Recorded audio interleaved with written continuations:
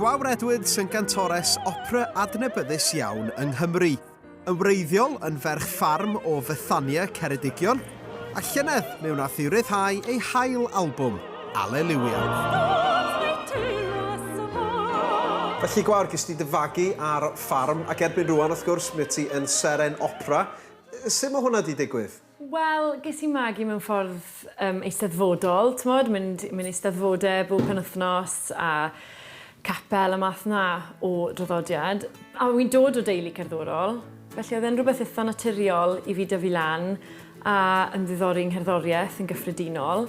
A wedyn benderfynais i fynd i'r coleg cerdd y drama yng Nghaerdydd i astudio'r llais, a nath e dyfu o fyna mewn ffordd. Ti hefyd i perfformio yn yr Albert Hall.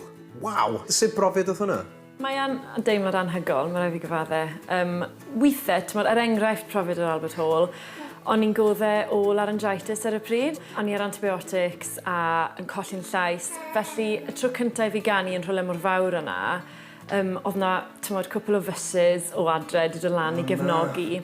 O'n i'n nerfus iawn o achos o dan yr amgylchiadau, ond ar ôl ni, ti'n dod bant o'r llwyfan a mae'r wefr yna yn anhygol. Mae'n brofiad gwych. A i rwy'n fel fi sy'n fan anferth o bêl-droed, un o'r pethau fwyaf anhygoel dwi'n meddwl dwi wedi gweld ti'n neud ydy canu'r anthem cyn gêm bêl-droed Cymru. Mae canu'r anthem yn fraint, ac yn anrhydedd yma fe'n 18 brod, ac yn... Ydy, mae fe'n deimlad gwych. Ac wrth gwrs, erbyn rwan, fel mae'n amlwg i bawb, mi o ti yn fam.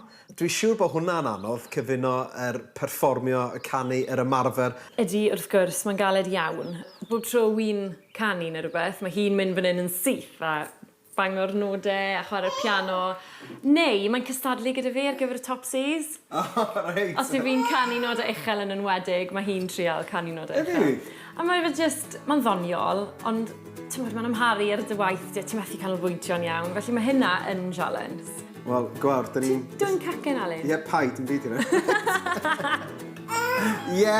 Mae'n amlwg, da ni'n gallu gweld bod ti'n brysur iawn, felly nawn ni adael ti fod, diolch am y sgwrs. Croeso. A phob lwc efo be bynnag fydd yn digwydd yn y dyfodol. Diolch yn fawr i ti. Diolch.